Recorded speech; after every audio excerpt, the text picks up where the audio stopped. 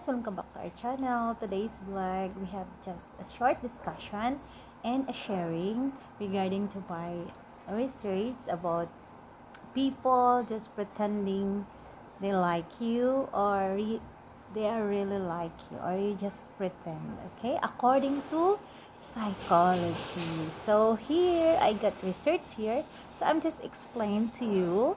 I'm gonna read to you in English and I'm gonna translate in Tagalog. So we have a short uh, discussion about it. So whether you agree or not, it's up to you. But I just want to share it to you guys. So here is the 8 signs someone is only pretending to like you according to psychology. According to psychology, guys, it released May 25, 2024.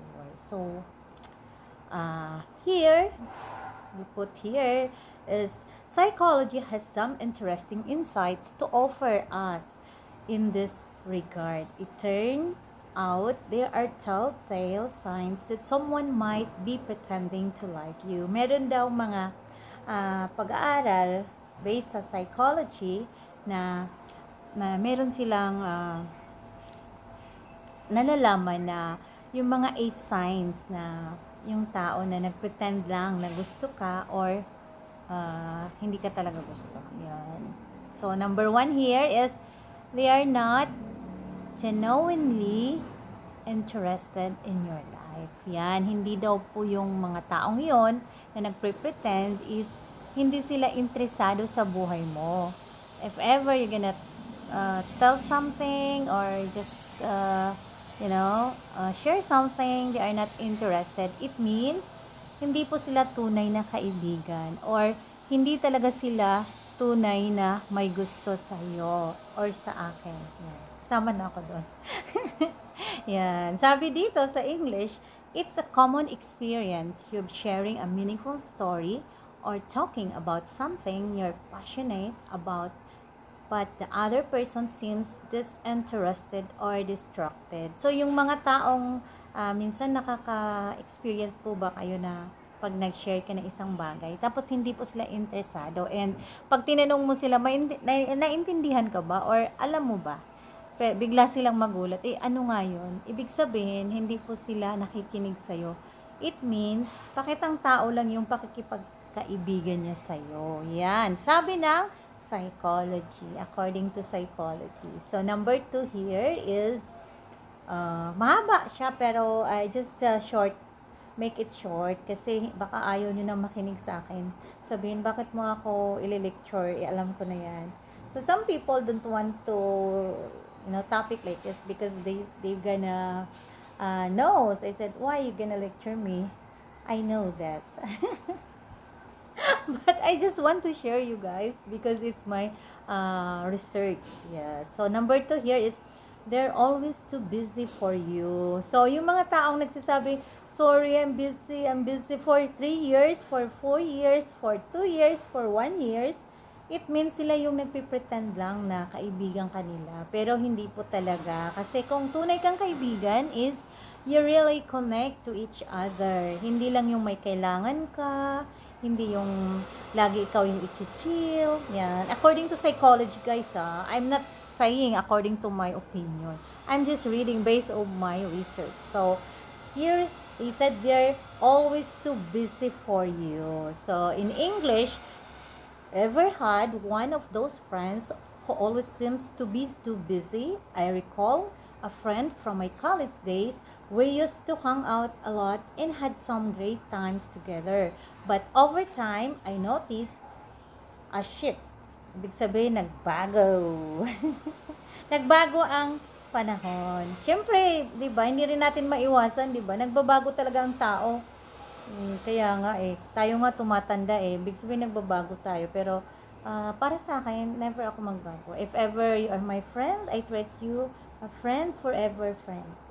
Yan, as long na hindi mo ako iisnabin kapag binabati kita, so okay lang po sa akin kapag hindi mo ako kinakausap. Basta as long na binabati kita, hi, hello, andiyan ka pa rin. Ako yung taong ganyan. Hindi po ako mapagtanim ng galit.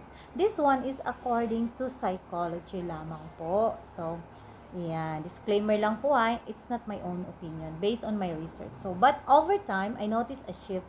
Every time I'd suggest getting together, there was always an excuse. So, yung mga taong laging nag-i-excuse daw, sabi ni, according to psychology, sila po yung nagpipretend daw.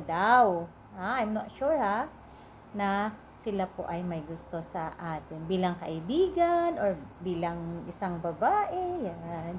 Connect na yan in general. So, mahaba yan, but I will not tell you the whole thing because it's my research. Number 3 is their body language is off. Yan. Napansin nyo ba kapag meron kayong, halimbawa, old friend, tapos babatiin mo siya, parang deadma lang. Marami po akong na-experience. Kahit sa school namin, may mga taong ganyan. Pag binabati mo siya na, kahit nagbigay ka sa kanya ng maraming favor, tapos baliwala lang sa kanila, meron talagang taong ganyan. So, sabi ko, it's okay. Yeah, as long na ako hindi nagbago, basta sila ay nagbago, okay lang. According to psychology, sabi nila, body language is a powerful form of non-verbal communication that reveals a lot about a person's feelings and intentions. When someone genuinely likes you, their body language tends to be open and inviting. So, napansin niyo ba, pag nagkita kayo ng isang friend, ako, yung nagkita kami ni Vic, grabe talaga yung todo, talagang mo talaga sa katawan na yung miss nyo ang isa't isa, yan, kahit nung sila ni Sensor Lee, ganon, malalaman mo talaga na totoong tao, yan, kaya napakasarap na, maisip na may mga true friends po talagang naiiwan sa mundo, yung kahit anong hirap, kahit anong layo, kahit anong tagal, pag nakita kayo is kayo pa din yung friends. Yan. Sabi dito, they might learn in when you speak, make eye contact, and use gesture that indicate interest and engagement. So, yung mga true friends po pala, sabi ng psychology, is nakikipag eye to eye contact sila. So, meron na tayong tips. May tips na tayo, mga friends. So, makikita natin kung paano sila makipag eye contact. So, kung hindi tumitingin sa'yo, ibig sabihin, alam na this. Yan. So, number 4, they never initiate contact. Ayaw nila makipag-ugnayan sa iyo. Siguro, they don't like to disturb or they don't want to be disturbed. Ever notice that you're always the one reaching out, making plans, or initiating conversations? This could be a sign that the other person is not as invested in the relationship as you are. So, they don't they are just pretending. And if they are not initiating contacts or how to contact you or how to, being connected, even it's very far, it's a long time ago, it means they are just pretenders. So, number 5, that's all. It's all 8 signs. Number 5 pa tayo. They only reach out when they need something. Number 5. Yan. Meron na ba kayong mga ganyan na kailangan pag may problema lang kayo kukontakin, mga friend? Sa akin, hindi naman. I don't have experience like this. They only reach out when they need something. I'm always connected to all my friends. Yes. Every day, especially YouTube. Hi! Hello!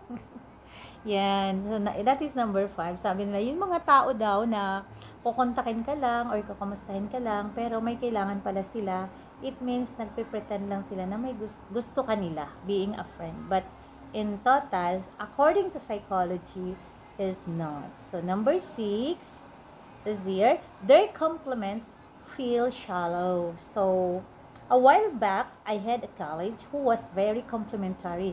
She'd often praise my work on my outfit. But something about those compliments always felt well, hollow. They were generic, lacking in sincerity and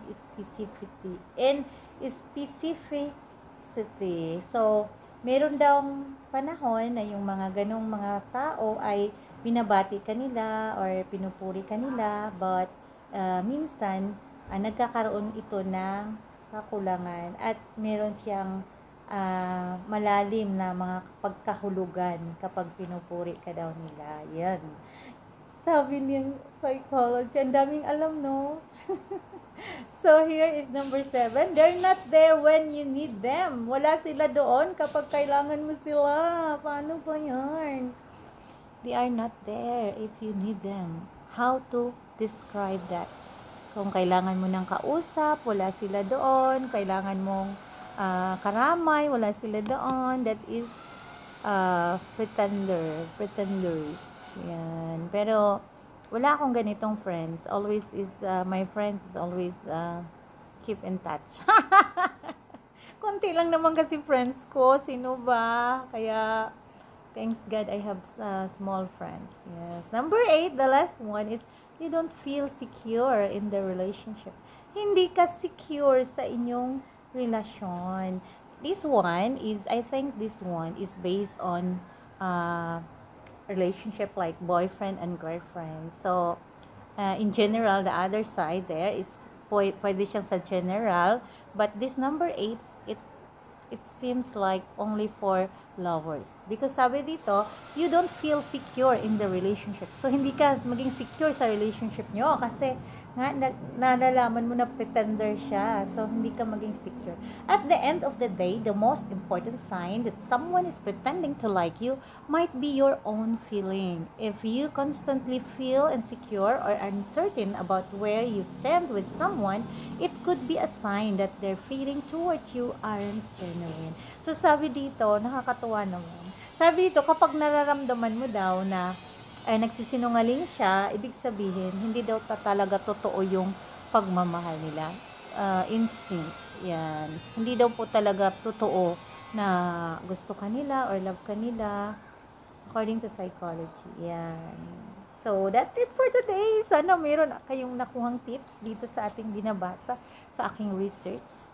Actually, because of my subject, next year, I'm doing my advanced research about things. So, I hope you like. That's all for today. Thank you so much for your effort and to listen my story or my discussion today, our topic today. Pwede na ba ako maging teacher? Bye!